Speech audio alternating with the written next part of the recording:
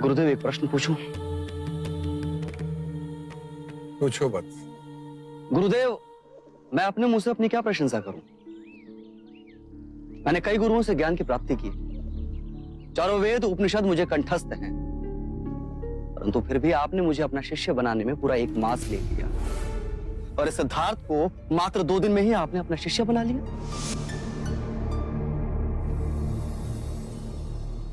सच्चा ज्ञान वो होता है जैसे सागर में नमक घुल जाए, फिर नमक का अस्तित्व कहां रहता है? यदि मैं इस पात्र के पानी में थोड़ी सी रेत मिला दूं, तो योग के संदर्भ में तुम इसे क्या कहोगे? गुरुदेव, ये तो बहुत सामान्य सी बात है। रेत जैसे ही नीचे बैठेगी, जल स्वच्छ हो जाएगा और जल पीने योग्य हो जाएगा। मेरा प्रश्न योग के संदर्भ में है। सिद्धार्थ, जी गुरुदेव। क्या तुम इस भेद को समझा सकते हो?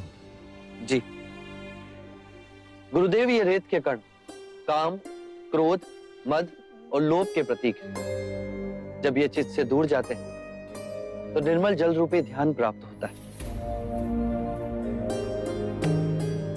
चंद्रपत, तुम्हें तुम्हारे प्रश्न का उत्तर मिल गया होगा। मैंने सिद्धार्थ को 2 ही दिन में अपना शिष्य क्यों बना लिया?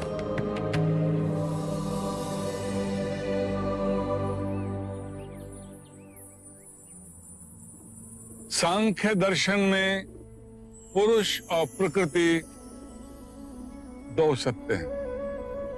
पुरुष चेतना है और प्रकृति स्थूल तत्व। पुरुष और प्रकृति कामनावश जब एक दूसरे से बंध जाते हैं, जैसे 2 सांप, तो जीव का जन्म होता है। जैसे मनुष्य, पेड़, पौधे, पशु, पक्षी। किंतु ज्ञात रहे, कामना से मुक्ति ही मोक्ष। गुरुवारे, सांख्य योग क्या है? मेरी उसमें रुचि है। मेरी तो दोनों में ही रुचि है, सांख्य योग और सांख्य दर्शन।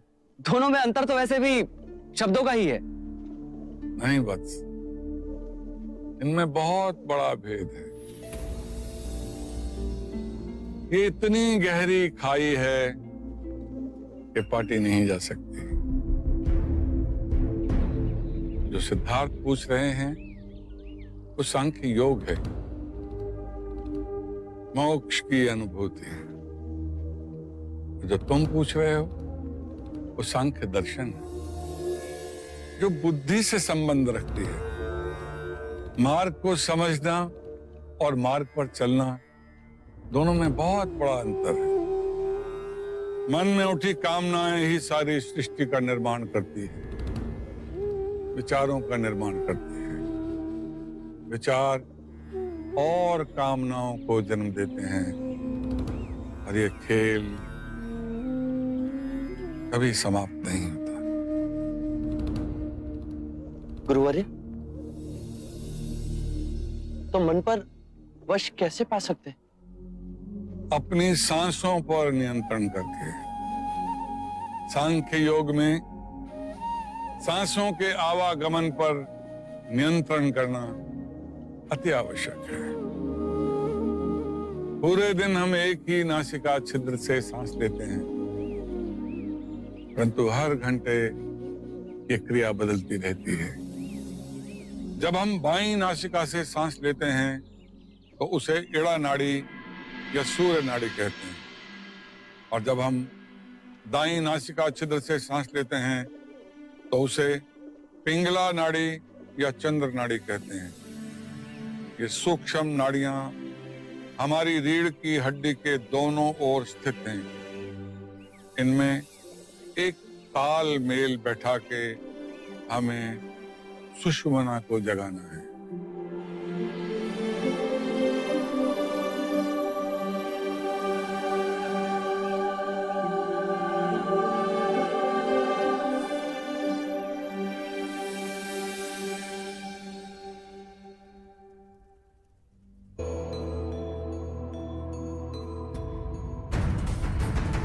खाने में जो था सो आपको दे दिया है। आपका पूरा परिवार इतने चावल में कैसे निर्वाह कर लेता है?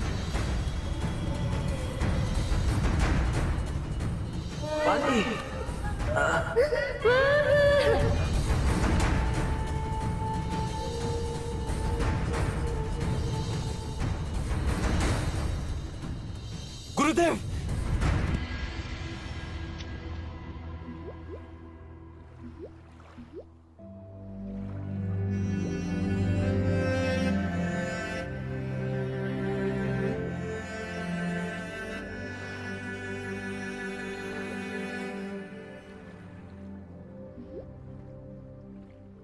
तुम्हारी अशांति का कारण?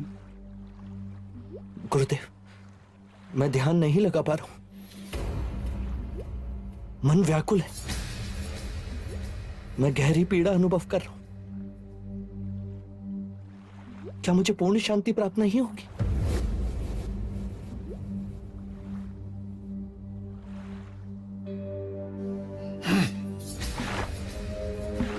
देखा वो पत्थर कैसे पानी से उछलता हुआ चला गया। देखो वत्स, पहले पहल जब ध्यान केंद्रित करते हैं तो भूत, भविष्य, वर्तमान के विचार चारों तरफ से घेर लेते हैं। वो बादल देख रहे हो? वो भी इन विचारों की तरह नए नए रूप लेके विचरते हैं। फिर भी आकाश अनछुआ रहता है। जब पूर्ण ध्यान लगाना हो तो तुम्हें आकाश की तरह होना चाहिए।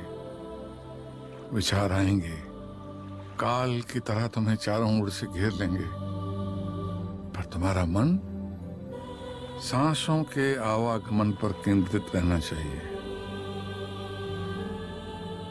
फिर एक समय आएगा जब तुम्हें शून्य का अनुभव होगा। तब तुम्हारी सारी पीड़ाएं, सारे दुख, सारे संताप ऐसे उड़ जाएंगे जैसे वो बादल।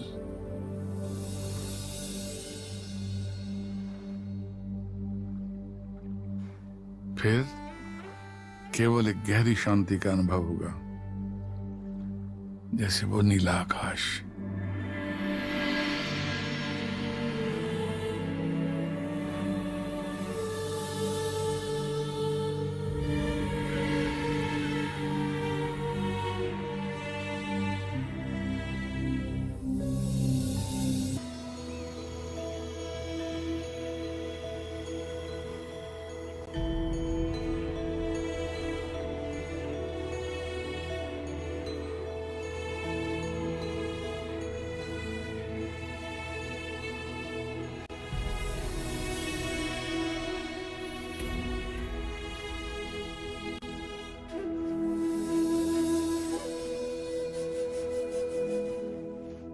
प्रणाम गुरुदेव।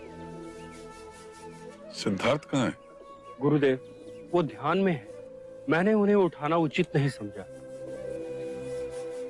ज्ञान प्राप्त करने के लिए सिद्धार्थ के मन में बड़ी तड़प है। ऐसा प्रतीत होता है ज्ञान के मार्ग पर चले तो अपने समस्त भौतिक सुख चैन छोड़कर आया।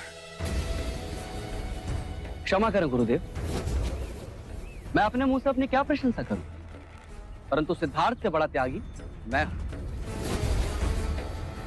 मैं तो ऐसे ऐसे सुख चैन छोड़कर यहां आया हूं कि आप चकित रह जाएंगे गुरुदेव। अंग देश के सबसे बड़े व्यापारी का पुत्र हूं मैं। और वो है सिद्धार्थ गौतम। वो सिद्धार्थ गौतम जिसने कौशल नरेश प्रसन्नजीत को बिना शस्त्र उठाए पराजित किया था। शुद्धोधन राजा के पुत्र, शाक्य देश के भावी महाराज युवराज सिद्धार्थ गौतम। अब कहिए, ज्ञान प्राप्त करने की तीव्रता किसमें अधिक है? भिक्षाटन का समय हो गया, प्रस्थान करो।